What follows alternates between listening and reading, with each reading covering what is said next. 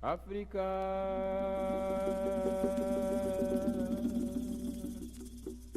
Itatinda África.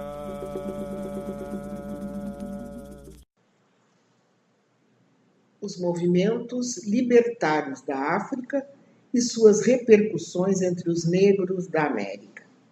Correio do Povo, caderno de sábado, 16 de novembro de 1980. José Luiz Pereira da Costa.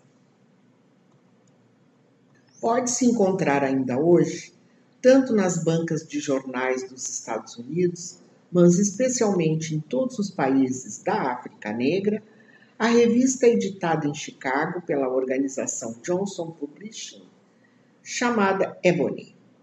Interessante é que hoje, como há 20 anos, sua feição gráfica é praticamente a mesma. Seu assunto mantém-se na mesma linha: mostrar o desenvolvimento do negro americano e defender intransigentemente seus direitos e valores. Há por que lutar ainda, tanto nos Estados Unidos como na África, pela preservação dos valores que foram sendo adquiridos com o passar dos anos em lutas hoje históricas. Quem passa pela Avenida Praia de Belas em Porto Alegre poderá ter sua atenção voltada para um prédio de alvenaria quase na esquina com a José de Alencar, onde estão as iniciais CN e o nome Marcílio Dias. Trata-se do clube náutico que tem como patrono um marinheiro negro, herói nacional, mas que nunca pôde disputar uma regata, porque ao tempo em que tinha barcos doados por outros clubes náuticos aqui da cidade, no tempo em que tinha excelentes remadores, saudáveis, jovens, que hoje já passaram a casa dos 40, pois quando tinha tudo isto, não podia participar das regatas porque era um clube de pretos. Pois a Ebony e o Marcílio Dias, clube náutico, tocam-se na sequência narrativa agora. Aos 15 anos de idade, mais por teimosia, fui trabalhar. Estudaria à noite e durante o dia seria um burocrata em início de carreira. A independência de trabalhar, ter o meu próprio rendimento, a liberdade de buscar novos horizontes, de conhecer gente, com elas conviver, pessoas todas mais velhas, com suas próprias experiências de vida, constituía-se numa importante escola. Na minha repartição, o setor mais forte era o da engenharia. Expressivo contingente dos funcionários eram estudantes de engenharia que ali estavam para adquirir prática e também suportar os encargos universitários. Fui respirando no dia a dia dos anos que por lá passei uma atmosfera onde o atingir altos objetivos era meta comum. Todos jovens convictos de dias melhores no futuro pelo esforço do presente. Tive a oportunidade de, ainda lá, ir vendo ex-colegas de repartição galgar novos degraus lá fora. Conhecera-os como simples desenhistas, para os quais eu ia, na hora do lanche, buscar sanduíches e refrigerantes. Mas a pouca diferença de idade fazia-nos amigos, pelo menos na hora do trabalho. E estes amigos, como que de repente, tornavam-se engenheiros e iam se destacando na vida. Também a independência de trabalhar levou-me a outro passo que considero de alta importância dentro de minha vida. Associei-me ao Clube Náutico Marcílio Dias. Aí o ambiente era de jovens, e mais do que um ambiente de jovens, era um local, assim como em minha repartição, onde tínhamos objetivos a alcançar.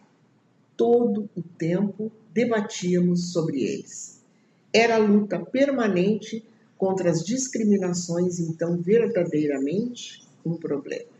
Não vou esquecer, por exemplo, a dramática luta que mantivemos contra a Federação Gaúcha de Remo, que teimava em não nos aceitar como membros. Tínhamos barcos com os quais praticávamos no Guaíba. Tínhamos bons remadores até diria excelentes. Mas, na hora de enfrentar na raia clubes como Gaúcho, União ou GPA, não podíamos. E desses tempos, um dado interessante. Havia duas pessoas que defendiam com ardor a nossa participação nos torneios de remo. Um era o jornalista Luiz Palhares de Melo, sem que ele sequer soubesse de minha existência, mas pai de um dos grandes amigos de minha infância, responsável mesmo como passivo de uma guerra com pedras, por uma marca que ficou indelével em minha testa. O outro cidadão, um mulato claro, e aí o detalhe, sócio, tanto de nosso Marcílio quanto do gaúcho. Que discriminação idiota! Este ambiente de lutas, de afirmação de valores próprios dentro da comunidade, foi me tornando naturalmente um participante ativo. A tendência que me levaria ao jornalismo ali se manifestara ao fundar o jornalzinho interno Em Dia. Mais tarde, eu viria a ser presidente do clube na administração em que se construiu a atual sede de alvenaria. Mesmo ao longo de minha caminhada como marciliense de todas as horas, lutando por melhorar os padrões econômicos e culturais de nossos associados, lá no fundo persistia a dúvida. Aquela coisinha atávica a me perguntar, mas os meus ancestrais africanos, eles nada fizeram? Curioso do idioma inglês naquele tempo, deixou-me feliz haver caído em minhas mãos, numa visita ao Renascença Club, no Rio de Janeiro, um exemplar da revista americana Ebony. Ao folhear pela primeira vez aquela revista, graficamente muito superior ao O Cruzeiro, então a grande revista brasileira, a maior de todas, foi como que um choque elétrico. Como poderia haver um mundo tão sofisticado, apenas habitado por negros e mulatos? Tornei-me adiante subscritor da revista. Meu horizonte foi se abrindo numa nova perspectiva. Passei a admirar aquele povo forte e orgulhoso que lutava contra tudo e contra todos, buscando com todo o ímpeto o lugar a que tinha direito na próspera sociedade norte-americana. Eu teria aventura em 1971, portanto, bem mais adiante, atendendo o convite do Departamento de Estado dos Estados Unidos da América, com inexcedível honra, formulado por Robert Lane, o primeiro cônsul negro que os Estados Unidos mandou para o Rio Grande do Sul, de viver numa comunidade que, ainda exclusivamente negra, já sentia os efeitos da vitória sobre rígidos preconceitos. Conheci, assim, bem de perto, como um deles, os problemas dos negros americanos quando na Carolina do Norte. Com grande expectativa naquele tempo, passava a esperar a chegada dos números de Ebony, que eram lidos com grande sofreguidão e que passavam de mãos em mãos entre amigos, uns poucos é verdade.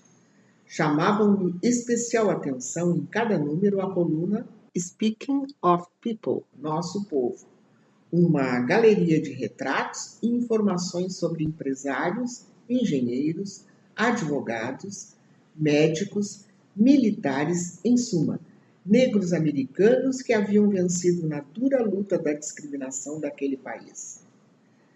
Dava-me grande prazer a beleza plástica das jovens americanas ou de famílias de posses que eram mostradas nas páginas de Ebony. Todos apareciam impecáveis, belas mulatas com longos cabelos alisados, pele clara, vestimenta impecável. Era o modelo branco a ser copiado com o máximo de fidelidade. E isto, naturalmente, dava prazer aos americanos, preocupados naquele tempo em se integrarem na comunidade americana branca. Portanto, apresentavam-se o mais parecido possível com o paradigma.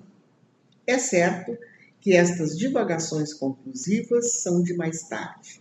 Então, eu achava tudo muito lindo e perfeito. Era um mundo em cores, tal como os filmes musicais da Metro, que já apresentavam receita internacional de tipo humano, as belezas mulatas de Dorothy Dandridge e Lina Horne. Estávamos já na segunda metade da década de 50, pois, de repente, um novo tipo de informação começava a aparecer em Ebony, e isto me chamava a atenção. Registrei 3 notas que transcrevo a seguir. Encontram-se marcadas para 17 de junho, era 1956, eleições parlamentares na Costa do Ouro. O líder do movimento de independência, Francis Nkrumah, membro do Partido da Convenção do Povo, lançou um manifesto à nação conclamando o povo a prestigiar as eleições. A segunda nota dizia: o governador da Costa do Ouro, um inglês, informou oficialmente ao primeiro-ministro Francis Nkrumah que o Reino Unido havia garantido assegurar a independência da Costa do Ouro, após 7 longos anos de lutas e sacrifícios. A terceira, em despacho do Secretariado Britânico de Colônias, foi comunicado ao governo da Costa do Ouro que, face ao desejo expresso de Sua Majestade, seria apresentado um projeto de lei concedendo a independência à Costa do Ouro e, dependendo da aprovação do Parlamento, pretende o governo de Sua Majestade concordar com o desejo de rebatizar o país com o nome de Gana, quando da final independência. Estava a findar 1956 e ia nascendo 1957, o ano da independência do primeiro país da África Negra. Do primeiro país ao sul do Saara, nascia Gana. A sequência dos fatos que comentava antes levaram minha memória para um canto diverso das coisas que faziam o meu cotidiano então. Era a África que trazia presente um momento de minha infância. Estava no chalé de número 44 da rua Doutor Sebastião Leão, numa pacata noite, como eram todas elas, muito antes do advento da televisão. Meu pai era um típico chefe de família africano. Isto eu viria a constatar, cheio de emoção, mais tarde, após sua morte, quando de minha primeira viagem à África. Pois, verdadeiramente um patriarca africano, não era muito dado a conversas, especialmente com os filhos mais novos como eu, o penúltimo. A seu modo, fazia-se amar pelo respeito, pela bondade, pela justiça de suas decisões, sempre de última instância. Pois nessa noite, perdido no tempo, ele interrompeu a leitura do jornal Folha da Tarde, sua companheira de todos os fins de dia, e fez um comentário, estou certo, mais para si mesmo, e com uma satisfação íntima que me fez recordar o tom diferente como se expressou. Comentou que finalmente a Costa do Ouro tinha um líder e que ele, após haver estudado nos Estados Unidos, preparava-se para voltar à sua terra de origem e comandar a luta pela independência. O conhecimento hoje de muitos detalhes de toda a luta pela independência da Costa do Ouro, bem como sobre a vida de Francis Nkrumah, fiz em manuscrito a tradução de uma de suas biografias no exercício de inglês em horas vagas, faz-me localizar com certa precisão a manifestação de meu pai nos idos de 1945, quando eu tinha 10 anos. Aproveitei um momento especialíssimo para saciar minha curiosidade infantil. Perguntei-lhe o que era a Costa do Ouro. Recordo que ele deitou o jornal sobre a mesa e dirigiu-se para a porta da cristaleira, recanto onde guardava seus parcos livros e papéis. Embora poucos, ali estavam imagens que até hoje recordo. Retirou um dos 3 volumes que possuía do Tesouro da Juventude e deitou-o sobre a mesa, para abrir num mapa da África ou um mapa-mundi. Com o dedo apontou: fica aqui a Costa do Ouro. Aqui, subiu com o indicador, fica a Costa do Marfim. Deve ter falado mais a respeito daquele mundo, mas minha imaginação não deve ter se atido às palavras que proferia, mas ao que representava para mim, então, Costa de Ouro ou Costa de Marfim. Marfim lembrava elefantes, ouro, minas e expedições perdidas com cobras, cipós e tudo mais, como nas matinés do Apolo, Garibaldi ou Castelo. E na mesma cristaleira, através dos vidros, lá estava um pequeno bule de chá. Era um elefante de porcelana com um menino no dorso. Muito mais um hindu do que um africano, posso ver agora. Mas desde então, aquele mimo passaria a ser meu elo mental com a África. O que estou certo, não poderia jamais imaginar, é que o elefante de porcelana, ainda hoje com minha irmã, como lembrança de nossa mãe, viria a ser quase igual ao símbolo da Costa do Ouro, que encontrei num antigo aparelho telefônico do tempo colonial, num hotel de Accra, a capital de Gana.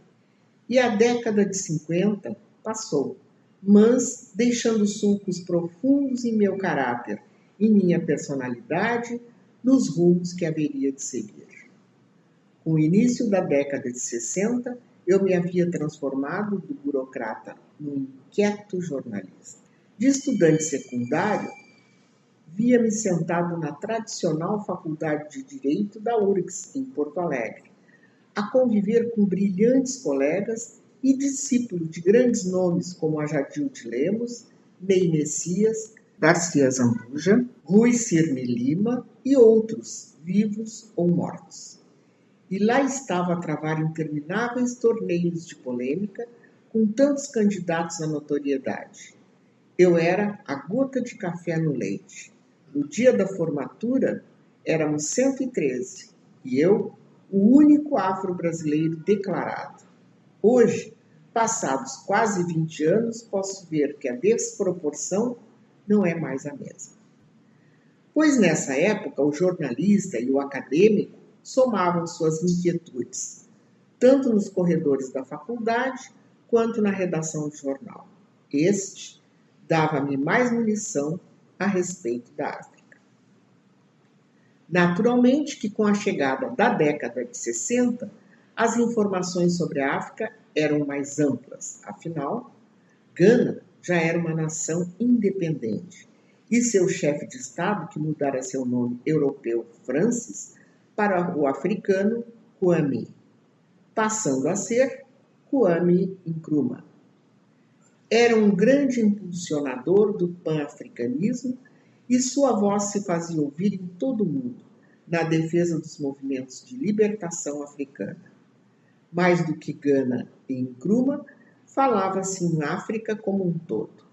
Nomes como Leopold Senghor, Jomo Kenyatta, Patrice Lumumba, Houphouët Boigny ou Ahmed Sékou Touré passaram a integrar o meu cotidiano. Nigéria, Quênia, Tanzânia, junção de Tanganica com Zanzibar e toda a África francofone chegavam à independência. E isto era, naturalmente, notícia. As coisas começavam a mudar de tal forma que a minha companheira, a revista Ebony, não mais apresentava apenas mulatas de cabelo alisado e pele embranquecida.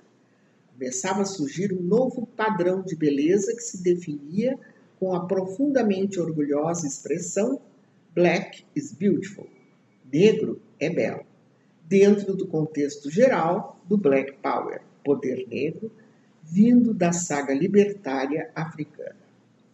Na década de 60, estes movimentos libertários em toda a África buliram com o negro americano de forma marcante. Os líderes maiores do movimento tornaram-se mundialmente famosos nesse período.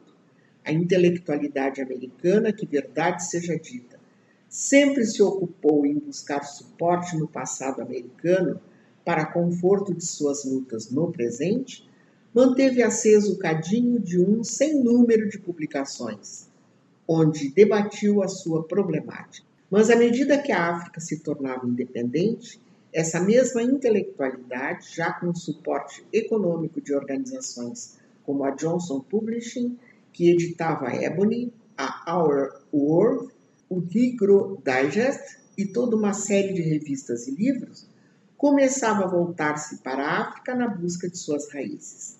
Queriam, assim como eu, desejava também, a meu modo, saber se, afinal de contas, nossos antepassados haviam emergido na senzala, foram um zero na contabilidade da história da Terra.